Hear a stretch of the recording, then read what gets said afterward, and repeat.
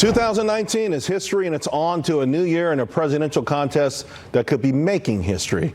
Hello, everyone. I'm Charles Payne for Neil Cavuto, and this is a special New Year's edition of Your World. And what a world it has been on Main Street, Wall Street, and the nation's capital. With the economy booming and an impeachment trial looming, what will voters be focused on as 2020 heats up? Well, let's ask our New Year's Day power panel, Democratic strategist David Bernstein, New York Post Alicia Maldonado, and Beverly Hallberg with the District Media Group. All right, Beverly, we got a lot of themes as we come into the new year. Which one do you think would be most prominent, particularly as we head into November?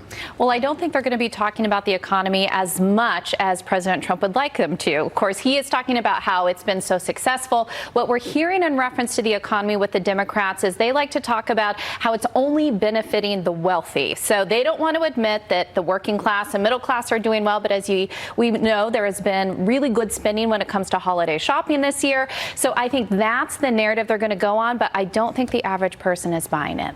Alicia? Oh, and to your point, there's a new recent poll from Bloomberg that found that the pay wage for the 25% lower income earners has gone up by 4.5%, and only 2.8 for the top 25. So if they really want to talk about wealth, inequality is just not true.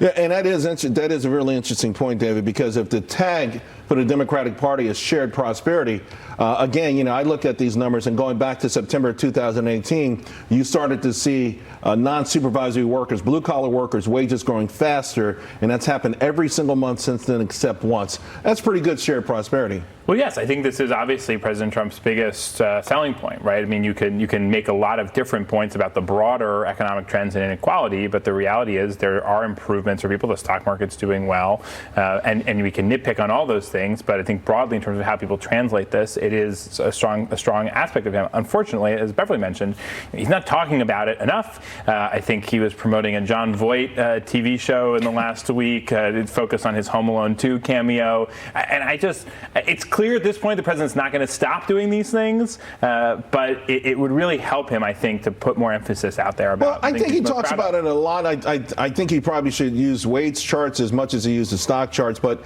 here's the thing, and you alluded to it, Beverly. When the economy is going great, we don't talk about it. In other words, if you're a pollster and you go out there and say, what are you concerned about? Who's going to say the economy, right? You're going to say things like maybe medical expenses, retirement, maybe the pulse of the nation. So those are the kind of things that sort of drift up toward the top of the things we're concerned about as voters. Correct. And I think where Democrats are putting their attention on are in two sectors where costs have gone up. That is in healthcare, that is in higher education. But of course, their solution to that is more government. The reason why these things do cost so much while the cost of other goods is going down is because government did get involved. So that is the loop. That's the narrative I think that President Trump needs to come around. Republicans need to talk about that. Is the reason why these areas are hurting the working class is because government got in the way to begin with. Later on, I'm going to bring on someone who specializes on the healthcare stuff. But, overarching, Alicia, for instance, the student loan situation, I think Beverly brings up the point where I don't know that the Democrats are talking about curbing any costs. What they're saying is, hey, let's raid Wall Street, let's raid rich folks and pay for these higher costs. And some wonder if indeed when President Obama got the middleman out of the college loan business, if that was the impetus for this spike that we've seen in student loan debt. Well, I guess it's a talking point that works for them, that they really like to sell with their base and their constituents, and why not keep selling it? Well, I mean, it does. I guess it's working. I don't know.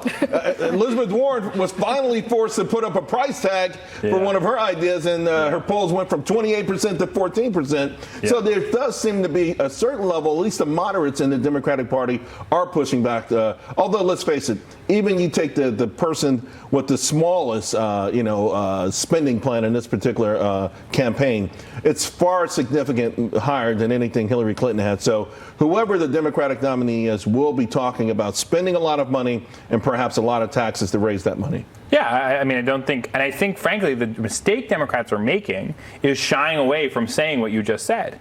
Because I think one of Elizabeth Warren's mistakes in that is that she really was inauthentic in trying to say, I want to, if she believes it's so important, come out there and make the case to the American people. I think this is the most important thing we need to do. We need to pay for this stuff. And yeah, it's going to cost a lot of money, but guess what? It's worth it because this is what's going to happen. And I think that's the kind of contest we should be having. You can't have it both ways. You can't say you want to pay for these things and tell people it's going to be free and they're not going to have to pay for it. The irony, of course, to your point, is that Bernie Sanders, who after his heart scare, everyone who was initially writing him off, he's gotten better, he's gotten firmer, he's moving up, and now there's talk that, hey, this guy could win this thing because he never tried to pull one over on anyone. He actually said as low as $29,000, you're going to pay more, although you'll save it along the lines of whatever premiums and things like that. But even there, when Joe Biden talks about it being okay for blue-collar workers to lose their jobs, to put oil executives in jail, polluters in jail. That's heavy stuff. I know he's trying to be hip. I know he's trying to reach this young climate change crowd.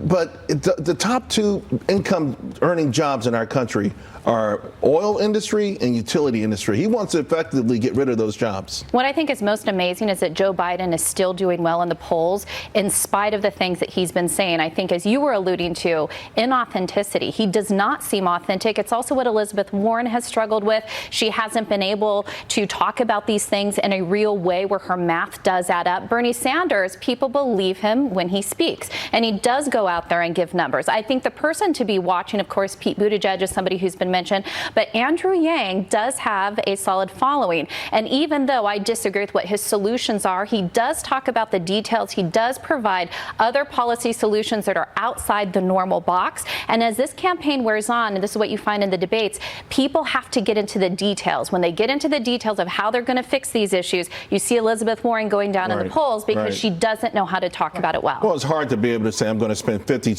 trillion, $60 trillion, and we're going to be okay.